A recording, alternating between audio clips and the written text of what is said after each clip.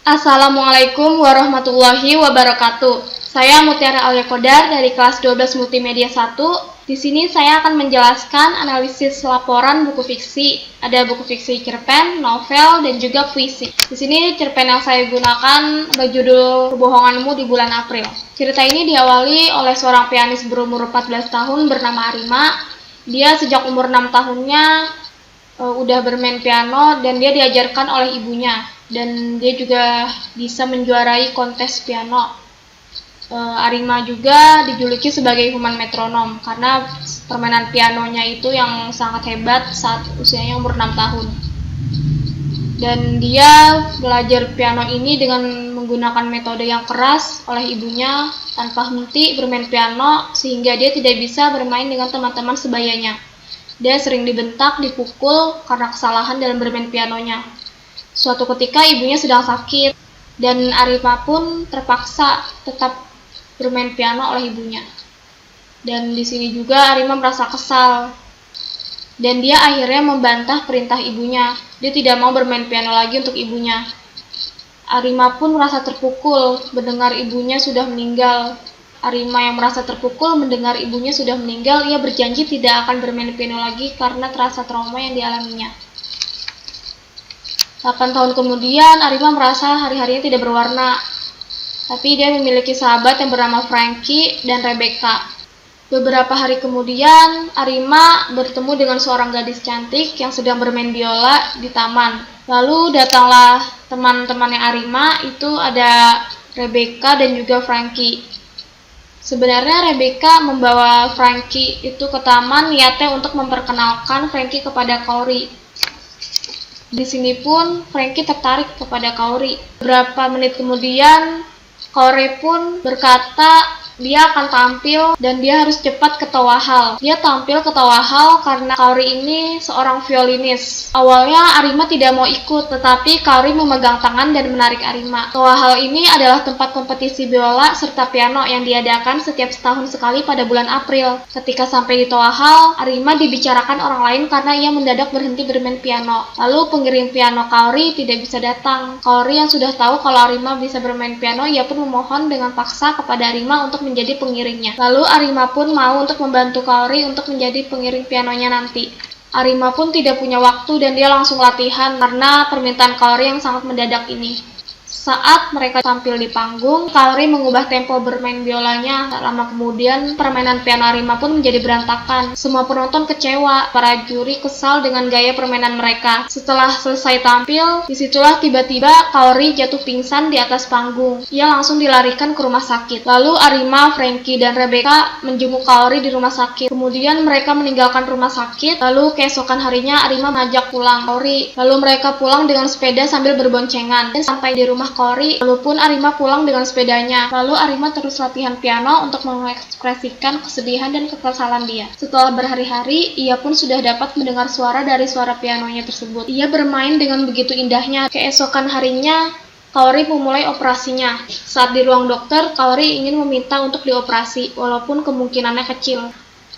Lalu ternyata operasinya gagal. Tuhan tidak berpihak kepada Kaori dan ia meninggal. Saat di makamnya, ibu Kaori sambil memberikan sepucuk surat dari Kaori sebelum ia meninggal kepada Arima. Kemudian Arima membaca surat tersebut. Untuk Tuan Arima, rasanya aneh sekali menulis surat untuk seseorang yang baru saja bersamaku. Saat aku tahu kita satu SMP, aku sangat senang. Bagaimana caranya aku agar bisa bicara denganmu? Tapi pada akhirnya yang aku bisa lakukan hanyalah memandangimu dari kejauhan. Soalnya semua orang terlihat dekat sekali dengan tak ada ruang sedikit pun untukku masuk. Saat aku kecil, aku pernah dioperasi, lalu sering dirawat di rumah sakit. Saat kelas 1 SMP, aku jadi lebih sering keluar masuk rumah sakit, dan aku pun dirawat jadi menjadi lebih lama. Aku jadi banyak bolos sekolah. Aku tahu kondisi tubuhku ini tidak begitu baik. Suatu malam, aku melihat ibu dan ayahku menangis di ruang tunggu rumah sakit. Lalu aku mengucapkan suatu kebohongan. Kalau Kaori menyukai Frankie, itulah kebohonganku.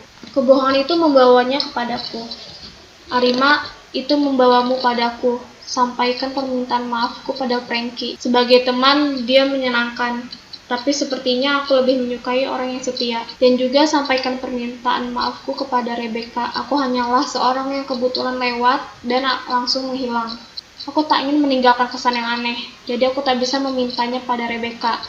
Atau meskipun aku secara langsung memintanya tolong kenalkan aku pada Arima, aku yakin Rebecca tak akan menerimanya. Lagi pula Rebecca sangat menyukaimu. Semua orang tahu itu. Maaf aku terlalu egois. Tolong banyak maafin aku ya. Terima kasih banyak. Saya akan menilai buku fiksi cerpen yang telah saya baca tadi. A. Unsur intrinsik. Temanya adalah perjuangan yang dilalui kaum remaja saat mereka menghadapi kesulitan tumbuh dewasa dan belajar menghadapi kesedihan. Latar tempat di sekolah, di rumah sakit, di taman, dan di rumah Kaori. Latar waktunya pagi, siang, malam. Latar suasananya senang, sedih, marah. Penokohannya Arima sang pianis yang memainkan musik dengan gaya kaku dan terstruktur. Kaori sang violinis yang bersifat ceria dan penuh semangat serta memiliki gaya bermain musik yang bebas dan ekspresif. Rebecca, pemain baseball sekolah yang tomboy. Frankie, pemain sepak bola sekolah yang dikenal playboy. Sudut pandangnya di sini adalah sudut pandang orang pertama, yaitu aku masih ingat pada hangatnya jarimu ketika kau menarik lengan dan memaksaku menontonmu bermain bola di sebuah pertunjukan. Alurnya alur maju. Gaya bahasanya majas hiperbola, yaitu tapi di atas panggung dia bersinar seperti bintang dan hidupnya seperti melodi yang indah. Amanatnya mengajarkan pada kita bahwa kita nggak boleh menyerah sesempit apapun kondisi kita. Yang harus kita lakukan hanyalah berlari, memanfaatkan sisa waktu yang kita punya dengan baik. Bahwa sesulit apapun keinginan kita, jika kita terus berusaha untuk memperjuangkannya, suatu hari keinginan itu dapat terwujud. B. Unsur ekstrinsik. Latar belakang masyarakatnya, Arima sangat terkenal di kalangan anak-anak, remaja maupun orang dewasa karena permainan pianonya yang sangat handal sampai ia dijuluki dengan sebutan human metronom. Latar belakang penulisnya, Naoshi Arakawa adalah seorang mangaka yang berasal dari Jepang. Pada tahun 2011, Kebohonganmu di Bulan April diterbitkan secara berseri di majalah shonen bulanan. Tahun 2013 berbicara tentang Kebohonganmu di Bulan April menerima penghargaan manga perusahaan untuk anak laki-laki. Nilai yang terkandung di dalam cerpen ini ada nilai sosial, yaitu saat selesai, Arima, Frankie, dan Rebecca menjenguk Kaori yang di rumah sakit. Ada juga nilai moral, yaitu Arima yang merasa kesal karena sikap ibunya. Ia membantah perintah ibunya. Yang kedua, ini buku fiksi dari novel. Saya mengambil judul Hafalan Sholat Delisa. Awal cerita dalam novel ini didahului oleh sebuah keluarga yang memiliki seorang anak bernama Delisa. Delisa adalah anak kecil berumur 6 tahun yang sedang berusaha menghafal bacaan sholatnya. Delisa selalu susah untuk menghafal bacaan sholatnya. Setiap sholat, Kak Aisyah membaca keras-keras bacaan sholatnya agar Delisa lebih mudah untuk menghafal bacaan sholatnya. Kak Aisyah selalu menjahili Delisa. Abi Delisa bekerja di pertambangan minyak sehingga Abi Delisa pulang 3 bulan sekali. Delisa akan dibelikan kalung oleh ibu sebagai hadiah telah menghafal bacaan sholatnya. Namun kalung yang Delisa beli berbeda dengan kalung yang dibelikan ibu kepada kakak-kakaknya. Hal tersebut membuat Kak Aisyah merasa cemburu atau iri terhadap kalung yang diberikan ibu kepada Delisa. Delisa yang sedang menjalani tes hafalan bacaan sholat oleh Ibu Guru Nur, ketika itu tiba-tiba saja kota Aceh dilanda gempa yang sangat kuat. Gempa itu berskala 9,1 skala Richter. Delisa yang sedang tes tetap melanjutkannya, tidak peduli kondisi sekitar seperti apa. Padahal semua murid yang sedang menunggu gilirannya sudah berhamburan keluar sekolah. Namun Ibu Guru Nur tetap setia menemani Delisa. Setelah gempa mereda, air laut seketika naik sangat tinggi, menyebabkan para nelayan berlari ke sana ke sini. Ternyata gempa itu disertai dengan tsunami. Air dengan arus yang sangat dahsyat menerjang tubuh mungil Delisa yang sedang menjalani tes. Abi yang tahu berita ini lewat televisi langsung meminta cuti ke bosnya untuk kembali ke Aceh dan segera mengetahui kondisi keluarganya.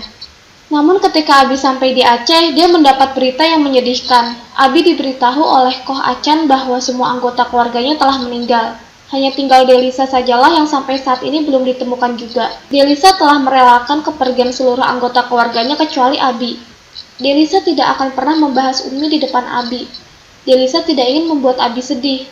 Dan semenjak kejadian itu, Delisa lupa akan semua hafalan sholat yang pernah ia hafal. Delisa berusaha untuk menghafalnya lagi, namun hal tersebut malah semakin sulit untuk dihafal. Saya akan menilai buku fiksi novel yang telah saya baca tadi. A. Unsur intrinsik. Temanya perjuangan dan ketegaran Delisa dalam menghafal bacaan sholat. Latarnya ada latar tempat di loknga, kamar rawat, hutan, dan tenda darurat. Latar waktunya ada pagi, siang, sore, dan dini hari. Latar suasananya ada ramai, senang, dan sedih. Penokohannya, Delisa, pelupa, susah bangun, penyayang, suka berbagi, tegar, taat pada Allah. Umi Salamah, bijaksana dan penyayang. Abi Usman, pekerja keras dan perhatian. Kak Fatimah, tegas dan sabar. Kak Aisyah, keras kepala, egois, iri. Kak Zahra, sabar, pendiam. Umam, nakal dan jahil. Tiur, baik. Ustadz Rahman, pengertian dan bijaksana. Bu Guru Nur, pintar membesarkan hati. Koh Acan, baik hati. Sersan Ahmad, tegas. Sopi, perhatian. Smith, perhatian. Sudut pandangnya yang digunakan pengarang dalam novel tersebut yaitu sudut pandang orang ketiga, serba tahu. Hal ini dibuktikan oleh pengarang yang selalu menyebut nama tokoh-tokoh pemeran dalam novel tersebut, di mana seakan-akan pengarang begitu mengerti perasaan yang dialami tokoh dalam cerita. Kutipan dari cerita tadi ada, Umi Salamah terpana, ya Allah, kalimat itu sungguh indah. Ya Allah, kalimat itu membuat hatinya meleleh seketika. Alurnya itu maju. Gaya bahasa ada majas hiperbola. Ya Allah, kalimat itu membuat hatinya meleleh seketika. Ada juga majas personikasi. Gelombang tsunami sudah menghantam bibir pantai. Dan juga majas metafora. Pohon-pohon bertumbangan bagai kecambang tauge yang akarnya lemah menunjang.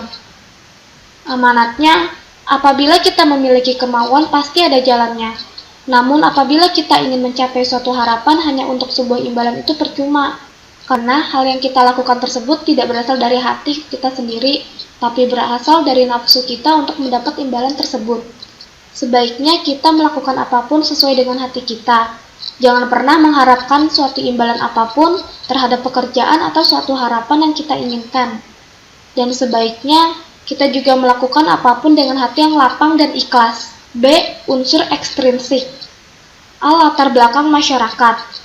Situasi masyarakat penulisan novel ini yaitu tepat pada peristiwa tsunami di Banda Aceh tertanggal 26 Desember 2004. Latar belakang penulisnya, Terelie, merupakan nama pena dari seorang novelis Indonesia yang diambil dari bahasa India dengan arti untukmu. Terelia lahir pada tanggal 21 Mei 1979 dan telah menghasilkan 14 buah novel. Nama asli dari pengarang ini adalah Darwis, yang beristrikan Rizky Amelia dan seorang ayah dari Abdullah Pasai. Lahir dan besar di pedalaman Sumatera, berasal dari keluarga petani, anak ke-6 dari 7 bersaudara. Riwayat pendidikannya antara lain SDN 2 Kikim Timur Sumatera Selatan, SMPN 2 Kikim Timur Sumsel, atau Sumatera Selatan, SMUN 9 Bandar Lampung, Fakultas Ekonomi UI. Profesinya sekarang sebagai penulis dan sebagai pemateri dalam forum diskusi. Berkat dari kerja kerasnya itu membuat novelnya itu sampai ke pasaran internasional. Oleh sebab itu ia dijuluki sebagai novelis terbaik di Indonesia. Novelnya ada yang sampai ke mancanegara yang diterjemahkan dalam bahasa Inggris. C. Nilai-nilai yang terkandung di dalam cerpen. Ada nilai sosial. Kebersamaan seorang ibu yang menyayangi keempat anaknya dengan sabar, walau dalam keluarganya tersebut tidak hadirnya seorang ayah. Namun keluarga tersebut dapat hidup sejahtera dan tentram. Nilai moralnya, kita dapat menganalisis dari keadaan sosial dan kegiatan masyarakat di daerah tersebut. Sangat sopan dan juga sangat mengutamakan nilai-nilai budaya Islam. Nilai budayanya, ketika semua anak Umi Salamah telah lulus dalam hafalan membaca sholatnya, maka sebagai hadiahnya Umi membelikan sebuah kalung sebagai hadiahnya. Nilai agamanya, semua anak-anak Umi Salamah diwajibkan menghafal bacaan sholatnya dan diwajibkan untuk sholat sesuai dengan waktunya. Semua anak Umi Salamah belajar mengaji di TPA bersama Ustadz Rahman. Ketiga, ada buku fiksi puisi. Di sini saya mengambil judul Aku Ini Binatang Jalang dari Choirul Anwar. Aku. Kalau sampai waktuku, ku tak mau seorang kan merayu, tidak juga kau. Tak perlu sedan itu. Aku ini binatang jalang, dari kumpulannya yang terbuang. Biar peluru menembus kulitku, aku tetap meradang, menerjang. Luka dan bisa kubawa berlari hingga hilang pedih perih. Dan aku akan lebih tidak peduli. Aku mau hidup 1000 tahun lagi. Chairil Anwar, Maret 1943. Saya akan menilai buku fiksi dari puisi tadi. A. Makna. Makna dalam puisi tersebut semangat yang tak pernah padam, sebagaimana yang dinyatakan melalui kalimat, aku mau hidup 1000 tahun lagi. Hal tersebut adalah cermin dan betapa semangat Chairil Anwar untuk berjuang, tidak ingin dibatasi oleh waktu. B. Unsur intrinsik. Temanya, menggambarkan kegigihan dan semangat perjuangan untuk kebebasan diri dari belenggu penjajahan, dan semangat hidup seseorang yang ingin selalu memperjuangkan haknya tanpa merugikan orang lain, walaupun banyak rintangan yang ia hadapi. Dan judulnya sudah terlihat bahwa puisi ini menceritakan kisah aku yang mencari tujuan hidup. 2. Pemilihan kata diksi. Untuk ketepatan pemilihan kata, seringkali penyair mengganti kata-kata yang dipergunakan berkali-kali yang dirasa belum tepat diubah kata-katanya. Seperti baris kedua, bait pertama, ku tak mau seorang kan merayu, merupakan pengganti dari kata ku tahu. Kalau sampai waktuku, dapat berarti kalau aku mati, tak perlu sedan, dapat berarti tak ada gunanya kesedihan itu. Tidak juga kau, dapat berarti tidak juga engkau anakku, istriku, dan kekasihku. 3. Nada dan suasana. Nadanya berwibawa, tegas, lugas, dan jelas. Suasananya penuh perjuangan, optimis, dan kekuatan emosi yang cukup tinggi, tetapi ada beberapa suasana yang berubah menjadi sedih, karena dalam puisi tersebut menceritakan ada beberapa orang yang tak menganggap perjuangan si tokoh itu. Majas, ada majas hiperbola. Aku tetap meradang, menerjang. Metafora, aku ini binatang jalang, pengimajian. Di dalam sajak ini terdapat beberapa pengimajian, di antaranya, ku mau tak seorang kan merayu. Ini imaji pendengaran. Tak perlu sedan itu. Ini imaji pendengaran. Biar peluru menembus kulitku. Ini imaji rasa. Hingga hilang pedih perih. Ini imaji rasa.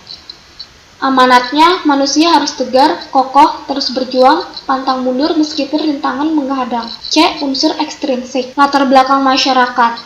Kondisi masyarakat pada saat itu sangat miskin dan menderita. Bangsa Indonesia berada di bawah kekuasaan Jepang, tanpa mampu berbuat banyak untuk kemerdekaannya. Kerja paksa marak terjadi hampir di seluruh wilayah Indonesia. Bangsa Indonesia menjadi budak di negaranya sendiri. B. Latar belakang penulis. Chairil Anwar lahir di Medan, 22 Juli 1922. Dia merupakan anak satu-satunya dari pasangan Teolos dan Saleha. Keduanya berasal dari Kabupaten 50 Kota, Sumatera Barat. Mulai muncul di dunia kesenian pada zaman Jepang. Dilihat dari esai-esai dan sajak-sajaknya terlihat bahwa ia seorang yang individualis, yang bebas dan berani dalam menentang lembaga sentral Jepang. Chairil pun seorang yang mencintai tanah air dan bangsanya. Hal ini tampak pada sajak-sajaknya. Diponegoro, Karawang Bekasi, persetujuan dengan Bung Karno, dan lain-lain. Hubungan karya sastra dengan kondisi sosial masyarakat pada saat karya sastra lahir Sajak Aku ini banyak dipengaruhi oleh kondisi sosial masyarakat pada zaman itu. Bahkan sebagai akibat dari lahirnya Sajak Aku ini, Chairil Anwar ditangkap dan dipenjara oleh kompetai Jepang. Hal ini karena sajaknya terkesan membangkang terhadap pemerintahan Jepang. C. Nilai yang terkandung di dalam puisi. Semangat yang tak pernah padam, kesetiaan dan keteguhan hati atas pilihan kebenaran yang diyakininya, keberanian dalam berjuang meskipun banyak resiko yang akan dihadapi. Bila ada kesalahan kata, saya minta maaf sebesar-besarnya. Billahi taufik wal hidayah. Wassalamualaikum warahmatullahi wabarakatuh.